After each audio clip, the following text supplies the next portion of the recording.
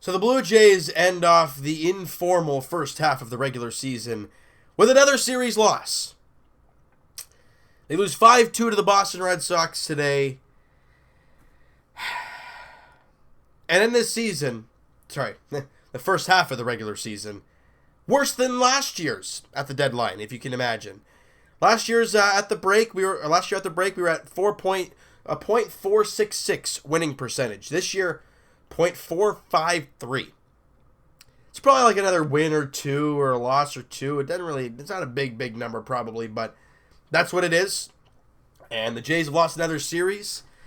And that's all she wrote. 9 games under 500 at the break. And let's break this baby down a little bit here, all right? I mean, look at this. Marcus Stroman on the mound today for the Blue Jays. Looking for a good start here to end off the informal first half for him. He wasn't all that great. I mean, he didn't get a lot of great defense behind him, but he wasn't great when he needed to be. And I think he'd tell you that. And it started in the first inning where he gave up a solo shot to Xander Bogaerts to left field, and he plastered that baseball 402 feet. And saying how far the monster is, he crushed that. It was deep and gone, and they're up 1-0. You know? And then more than a couple batters later, Brock Holt singles to center field. JD Martinez comes in to score, and it's 2-0 Red Sox. But then we go to the top of the third inning with Randall Grichuk on. Teoscar Hernandez gets an 0-1 pitch down. And boy, when you say get down and get it, he did just that. As he ripped the ball deep, and it's over the into the seats of the Green Monster. And the Jays have tied the game at 2 apiece. Now let's see Marcus Stroman deal. Well, bottom 5 doesn't get help defensively as a fly ball goes out to Teoscar Hernandez. It's deep. It's near the wall. He just misses it. He probably thought he was closer to the wall than he needed to be. He thought he was right against the wall or he was going to hit the wall or what. But that right there is a guy who doesn't really know the fields that well as of yet. Because he misses the ball, kicks off the wall, and Sandy Leon ends up at second base with a double. Next batter, Jackie Bradley Jr. drills a ball to center field, and it goes off the wall. Leon obviously comes in to score. Jackie Bradley Jr. cruises into second base, and they have the lead back. It's 3-2. A few batters later, I think it was a few batters later, Xander Bogaerts. It's a ground out to Marcus Stroman, but what happened here, this was a scary moment for Blue Jay fans, as there was a line shot right at Stroman.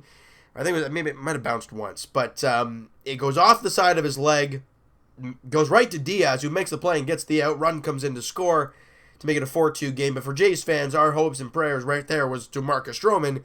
He obviously shakes it off, finishes the inning, and that was his night. That was it for Marcus Stroman. His line ends as so. 5 innings, 4 runs, 3 earned, 5 hits, 4 strikeouts, and 1 walk. So the 1 walk is a very good number for Strosho. He looked all right when it comes to that. Obviously, the Jays committed another error in this game, and that cost the Jays a run. So that was a problem. But it's what comes with a team that is not really all that great and a team that is trying to get younger. You're going to get some errors. You're going to have some mistakes.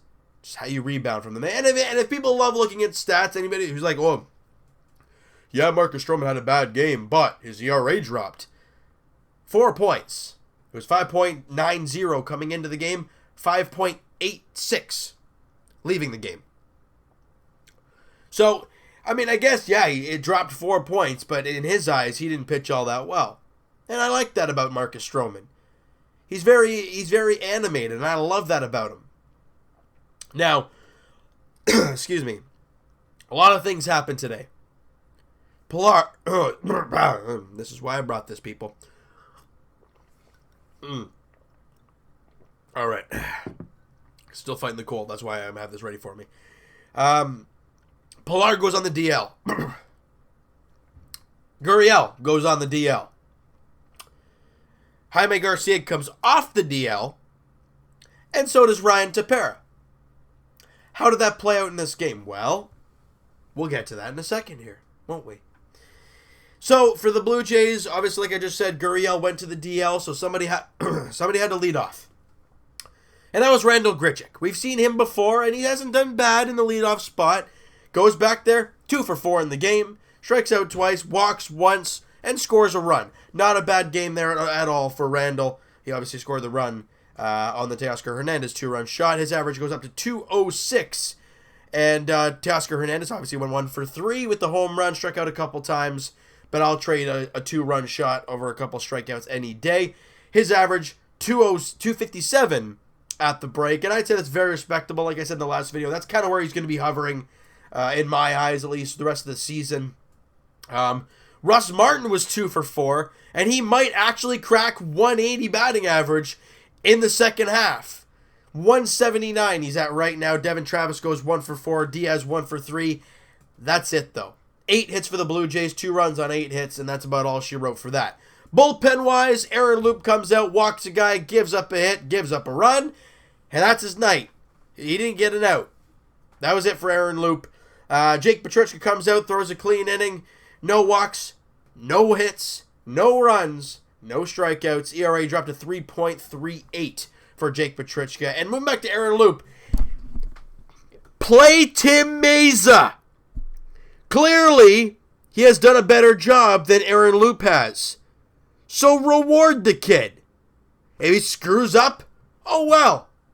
Give him a chance. Because Aaron Loup doesn't work.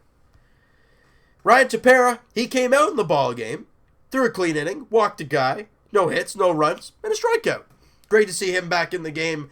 And Jaime Garcia got into the game, and boy, did he get into the game. 2/3 of an inning, no hits, no runs, no strikeouts, but walked 3 guys. He wasn't all that great. And Chris Rowley got the one guy to end off the pitching performances for the Toronto Blue Jays, dropping his ERA, Chris Rowley, to 40.50. Dropping it to that. Tells you how big the Grand Slam was yesterday. His ERA before this game was 81. So he dropped it half by getting 1 out. There you go, Chris. All right. But for the Blue Jays, like we said, they end off the first half 43-52, 9 games under 500. Not a very good record at all, but that's what you're going to get from this Blue Jays team probably for a few years. It's going to suck. It's going to be a grind. We just got to fight through it until the youngsters get up in the rankings, and we see that some of them are. Speaking of youngsters, Bo Bichette and Danny Jansen, the catcher I will continue to preach about being on this darn big league team anytime. They're playing in the Futures game today. I love it. I don't know actually if the game's over, if they've already played, if it's going on right now or what, but they're in the game today. I think they're both starters. Great to see for Jays fans having a couple guys in the Futures game. Both guys are very exciting. And for the big clubs, the actual All-Star game is on Tuesday. Question is, will J Happ actually be, a Blue Jay by that time? Well, probably, but hey, you never know. Crazier things have happened. And the Blue Jays' informal second half of the season starts off Friday night. Good news, Jays fans. We play the Orioles when we come back from the break.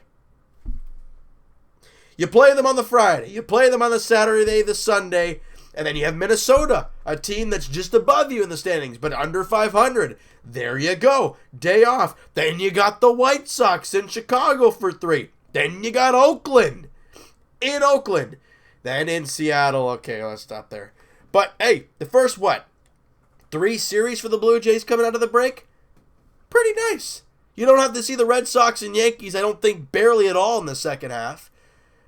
I think once in a while, I think we have to go to the Bronx a couple times. Maybe Fenway one more time. But other than that, that's it.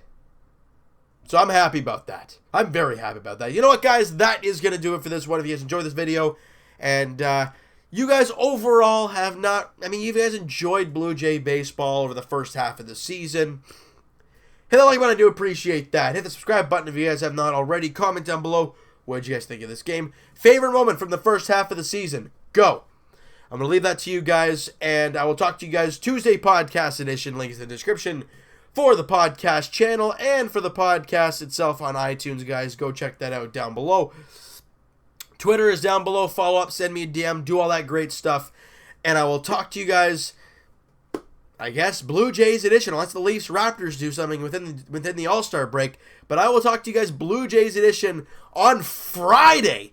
You almost have a full week break from me. That's crazy. As the Jays take on the Baltimore Orioles, obviously we don't know the pitching matchup as of yet. 7:07 first pitch at Rogers Center. We'll talk to you guys then.